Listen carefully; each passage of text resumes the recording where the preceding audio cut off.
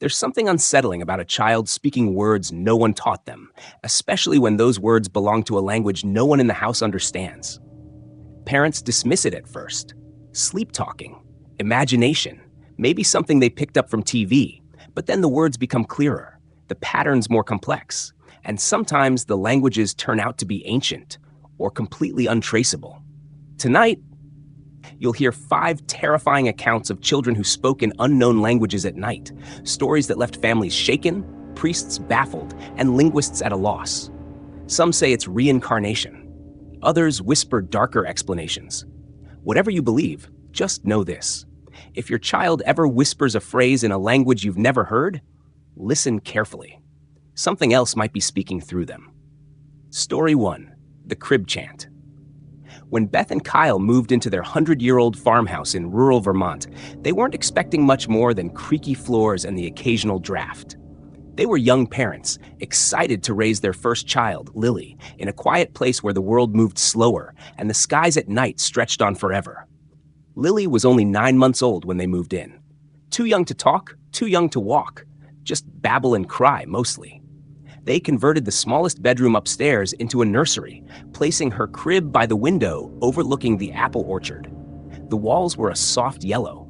The mobile above her crib spun with sleepy sheep and a moon that played lullabies. The first strange occurrence was subtle. One night, just before midnight, Beth heard what she assumed was Lily cooing through the baby monitor. She went to check. Lily was lying in her crib, eyes closed, but making soft, rhythmic sounds. Not babbling, more like chanting. The sounds had a weird repetition, not quite musical, but deliberate. Beth whispered to herself, "Is she dreaming?" She leaned closer. The noise was so steady, it was almost hypnotic. Then Lily stopped, completely still. Her eyes fluttered open and locked directly on Beth's face. Beth backed away, startled. Kyle laughed it off when she told him in the morning. "She probably picked up something from one of those lullabies," he said. "You know how they repeat." But Beth couldn't shake the feeling that it wasn't a tune she recognized, and it didn't sound like anything in English. It didn't sound like anything at all. The next night, the chanting returned. Beth recorded it on her phone. When she played it back, the audio was staticky. Most of the noise was garbled, but one part was strangely clear. A small voice repeating what sounded like, "Shivak Damena, Shivak Damena," over and over. Beth Googled the phrase. No matches, no language, nothing. The pediatrician dismissed it as an early form of echolalia, a phase where babies mimic rhythmic sounds. Beth tried to believe that. But then came the third night. This time, Beth and Kyle both woke to the monitor blaring static. The screen, which showed a live night vision feed of Lily's crib, was glitching, flickering white noise with brief frames of Lily sitting upright. Her lips moved, chanting again. Kyle raced upstairs. Lily was sitting perfectly still, eyes wide open. In her lap was the baby monitor camera, which had been mounted 6 feet above on the wall. There was no way she could have reached it. No furniture to climb. No sign of a fall or broken mount. Just the camera in her lap turned toward her as she continued her chant. The next morning, Kyle reinstalled the monitor and screwed it into the wall. They told themselves it must have been loose. Somehow, they had to believe that. That night, Lily was silent. No chanting. The silence felt worse. A week passed. The house seemed off.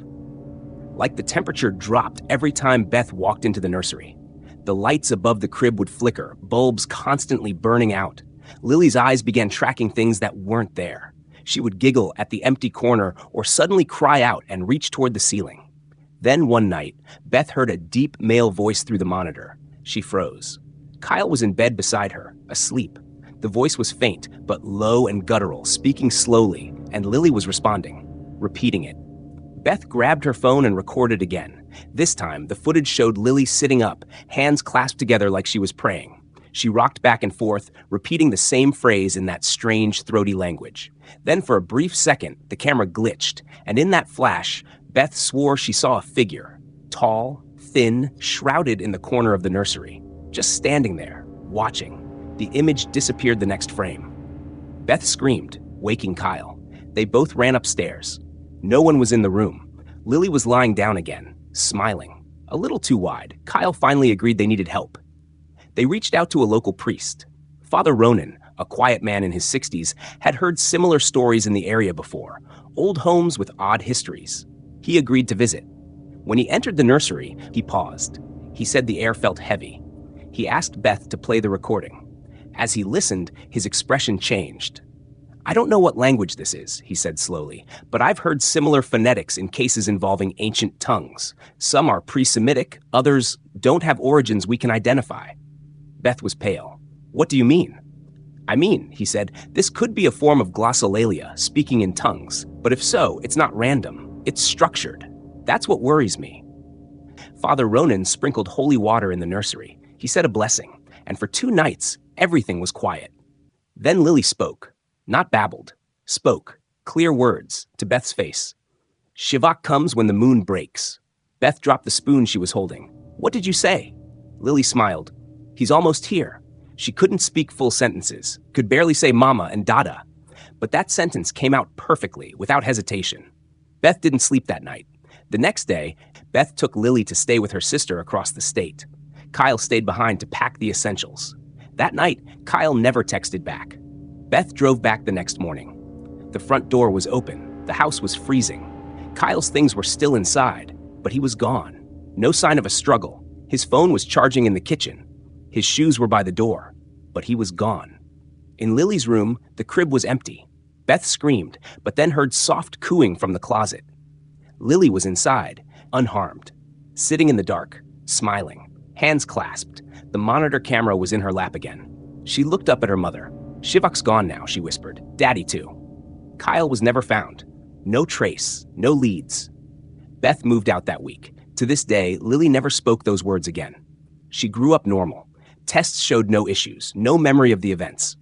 But every year on the same night, Beth says she hears the baby monitor, still packed away in a box in her closet, click on by itself. And a child's voice, speaking in that same language, sings one phrase over and over. "Shivak da mena, Shivak da mena." Story 2. The Basement Visitor. When Sandra and her husband Michael moved into their century-old Victorian home in rural Maine, they were enchanted by its creaky charm and expansive cellar. It was perfect for storing winter supplies, canning jars, and their 2-year-old son Jonah's growing collection of outdoor toys. The house had a few oddities, sure. The electricity flickered on rainy nights. The floorboards groaned like restless sleepers, and the basement always smelled of damp stone no matter how much bleach they used. But it was home. And for a few months, things were quiet. Then, one evening in early fall, Sandra was putting Jonah to bed when she noticed him mumbling softly in his crib. At first, she assumed he was just reciting the simple lullabies she sang to him nightly. But as she stood quietly outside his half-open door, she realized the rhythm was wrong. The words were wrong. She leaned closer. The cadence of his voice was strangely fluid, melodic, but the language was one she didn't recognize. It wasn't baby talk. It wasn't gibberish. It sounded practiced, like he had been speaking it for a long time. "Jonah?" she called gently. The chanting stopped abruptly. He turned to her, eyes glassy in the dim nightlight, and whispered, "He doesn't like when you interrupt."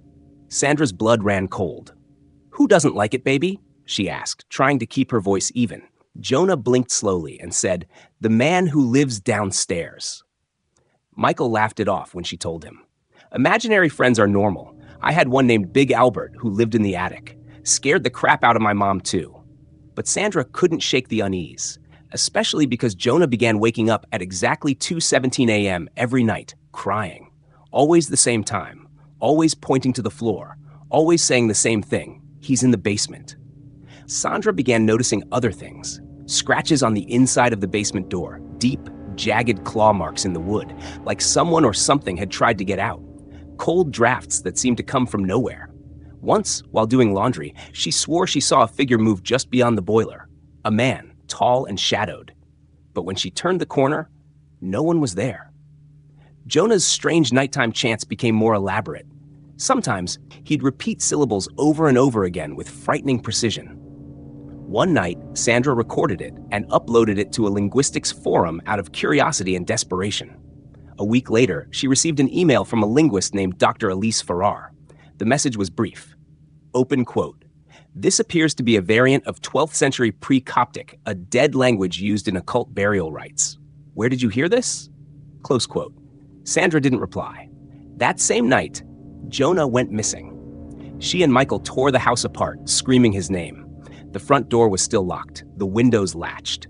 The only thing left ajar was the basement door. They found Jonah sitting at the far end of the cellar, completely unharmed, staring into the wall and chanting. Around him, drawn in chalk, were strange symbols, tight spirals, jagged lines, and crude figures resembling humans with missing faces. His tiny hands were covered in the same chalk. "Who did this?" Sandra cried, scooping him up. "He showed me," Jonah said quietly. "He wanted to teach me his songs." Michael sealed the basement door the next day. Padlocks, heavy chains, salt. They even had a priest come by, who after 20 minutes in the cellar refused to go back in and left without explanation. But Jonah kept chanting, even when they moved him into their bedroom, even during the day. Sometimes he would giggle at corners where there was nothing. Sometimes he would cry and say, "He misses the cellar. He wants me to go back." One night, Sandra found Jonah standing by the locked basement door, tears running down his cheeks. "I told him no," he sobbed. "But now he's mad. He says he'll come for you instead." The chanting stopped after that. Jonah returned to normal, or something close to it. But Sandra started waking at 2:17 a.m., paralyzed, unable to move or scream, with the sound of footsteps climbing the basement stairs echoing in her ears. Every morning, she checks the door. The padlocks are always intact. The chains are always still looped. But the door handle is always turned slightly, always pointing inward, like someone on the other side had tried to open it, but hadn't yet figured out how. Story 3. Voices from the Firewatch Tower. When Ethan Reynolds accepted a seasonal position as a fire lookout deep in the forests of Oregon, he saw it as a retreat, a chance to escape the chaos of the city and the pressure of recent life events. His tower, built in the 1950s, stood at the crest of Deadman's Bluff, a remote patch of wilderness that, according to his supervisor, hadn't seen a major fire in over 2 decades. Ethan liked the solitude. The first week passed peacefully. Long hikes, quiet evenings with books, and stargazing from the narrow balcony wrapped around the tower. He logged his radio check-ins, scanned for smoke, and documented wildlife. But on his 9th night, things shifted. Around 2:13 a.m., Ethan was jolted awake by a sound. Not the wind, not an animal, but a distinct human whisper. It was a child's voice, lilting, speaking in a soft but clear rhythm. He sat up, heart racing. The whispering stopped the moment he moved. He grabbed his flashlight and scanned the trees below. Nothing. The next morning, he chalked it up to a dream. Perhaps the silence had played tricks on his mind. But the following night, the voice returned, louder this time. "Ne taliven na rashi," the voice sang softly, in a language Ethan couldn't recognize. The voice drifted from the direction of the old trail behind the tower, a disused, overgrown path that hadn't been maintained in years. He radioed the ranger station. They assured him no hikers were in the area. The place was too remote, and no one had a permit for backcountry camping that week. Still unsettled, Ethan tried to record the sound the next night. The voice came again, repeating the same strange chant. But when he played back the recording the next day, it was just wind, no voices, no chanting. He felt like he was losing his mind. 3 days later, while inspecting the base of the tower, he noticed something odd. Small handprints in the dirt, too small to be from an adult, and scattered in a pattern circling the tower. They weren't there the day before. He snapped a photo with his phone, but the image turned out blank. Just dirt and twigs. He climbed back up and tried to calm himself. Maybe raccoons? Some forest trick? But his gut told him otherwise. That night, the voice came again. Only this time, it was inside the tower. Ethan froze. The air went still. He turned slowly and saw nothing. But the voice echoed around him like it was bouncing off the wooden walls. The chant continued, growing more agitated. The syllables twisted, like the tongue speaking them didn't belong to a child at all.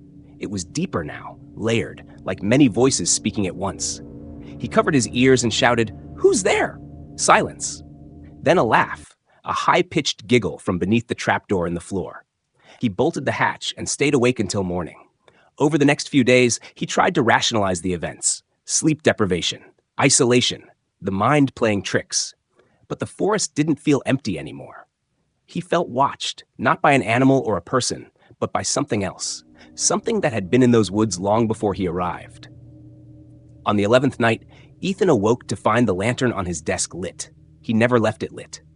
In the glow, he saw a figure standing on the balcony, just outside the glass. It was a girl, pale, hair matted, eyes wide and empty. Her mouth moved, whispering the same chant. Her lips moved fast, faster than a human mouth should. He screamed and lunged forward, but she vanished. Just like smoke. At dawn, Ethan packed his things. He radioed in, saying he was cutting his season short. They didn't argue. As he hiked out, he passed a collapsed wooden sign half buried in moss. He wiped the grime away. Children's Observation Camp, S. 1933. That was strange. No one mentioned a camp nearby. He took a photo. Again, it came out blank. Ethan never spoke about it again, at least not publicly. But weeks later, in an anonymous forum post, he left a warning for future lookouts in the area. If you take the dead man assignment, don't answer the whispers. Don't follow the voices. And whatever you do, don't look in the windows after midnight. Story 4. The Wall Behind the Closet. When I was 8, we moved into an old farmhouse just outside of Derry, Maine. My parents called it their forever home. It was the kind of place with sloped ceilings, creaky floorboards, and a clawfoot bathtub that looked like it had seen a century's worth of ghosts. But it was cheap, and it had a massive backyard, enough to distract my parents from the unsettling feeling you got in certain rooms, especially my bedroom. The moment I saw the closet, I knew something was off.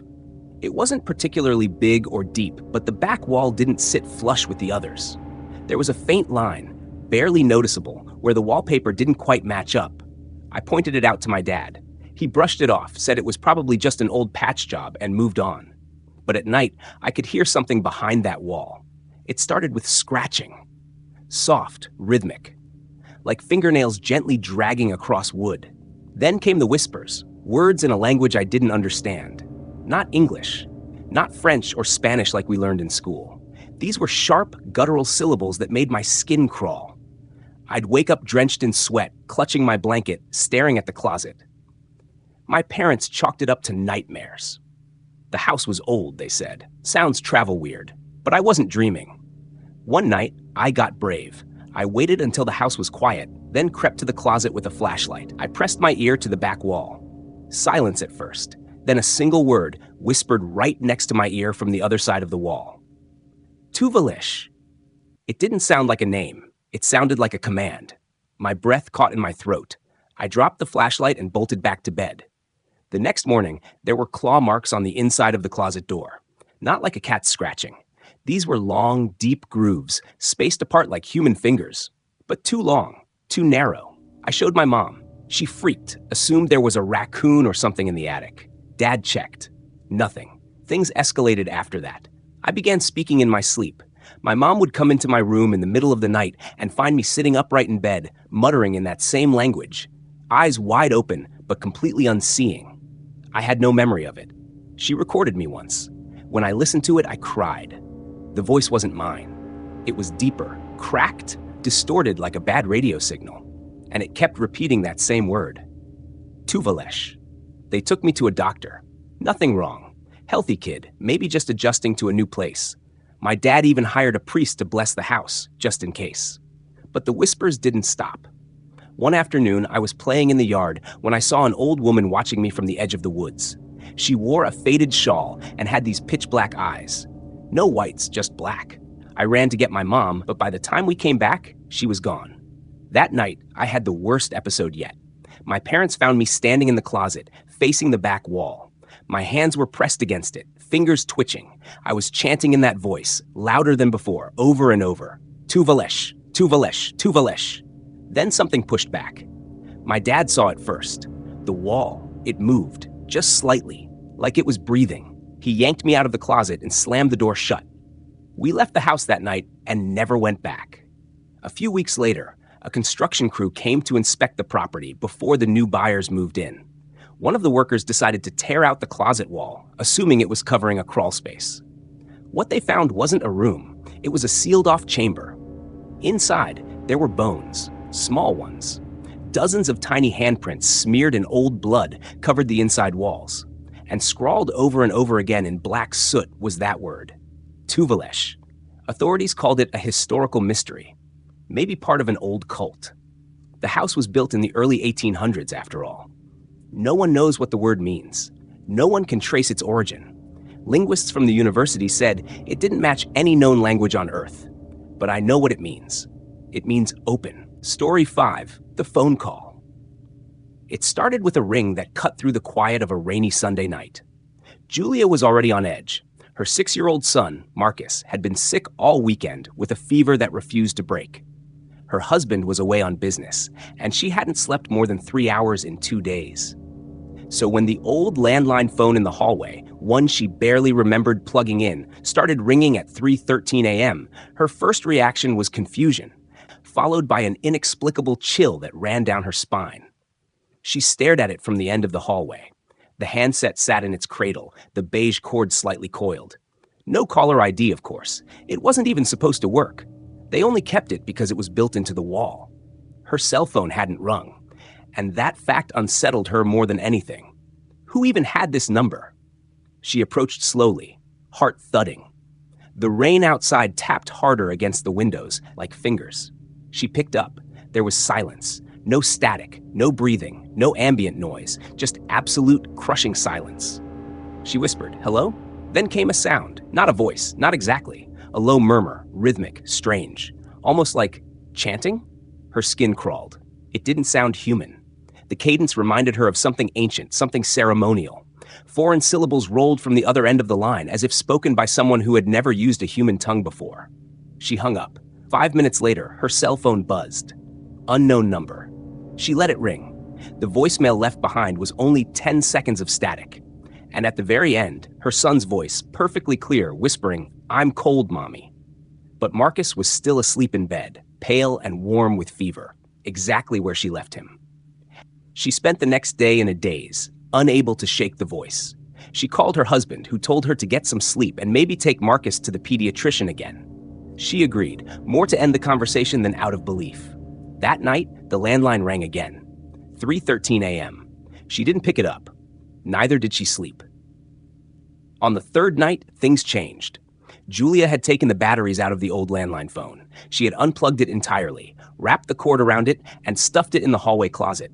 Still, at 3:13 a.m., it rang. The sound came muffled through the door, but it was unmistakable. This time, Marcus woke up screaming. She ran to him, and he clutched her, sobbing and shaking.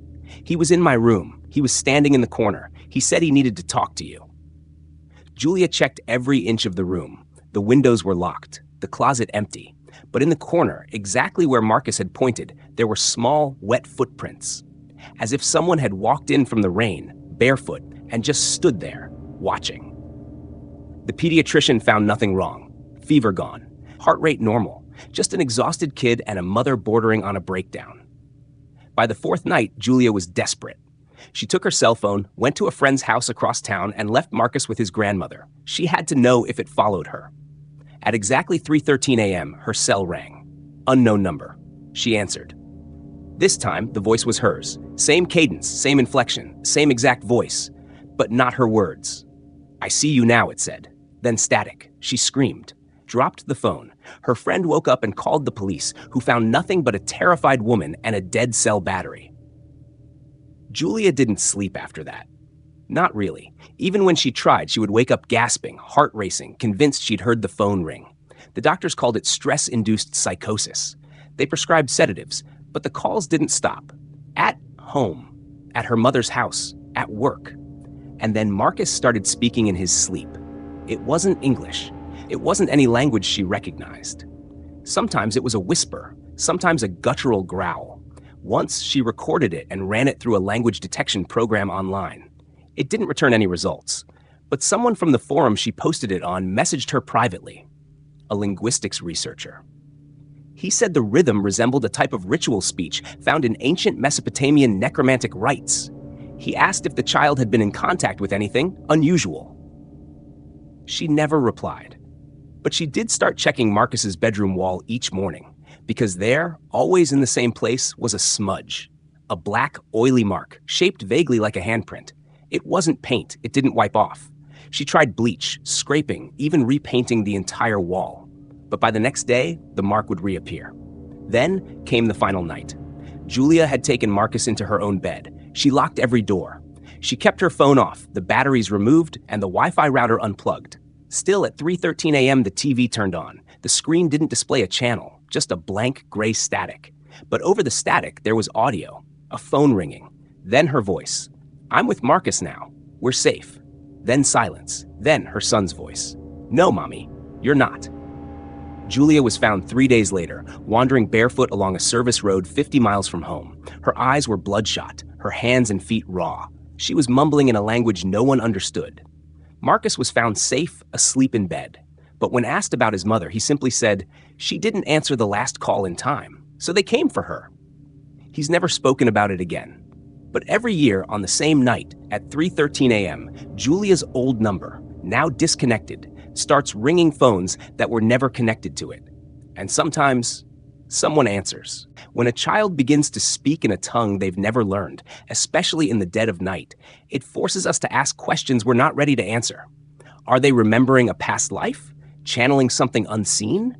Or is there something far more ancient and far more terrifying lurking just beyond the veil of childhood innocence? Sleep tight tonight. But if you hear a voice you don't recognize coming from your child's room, you might want to think twice before opening that door.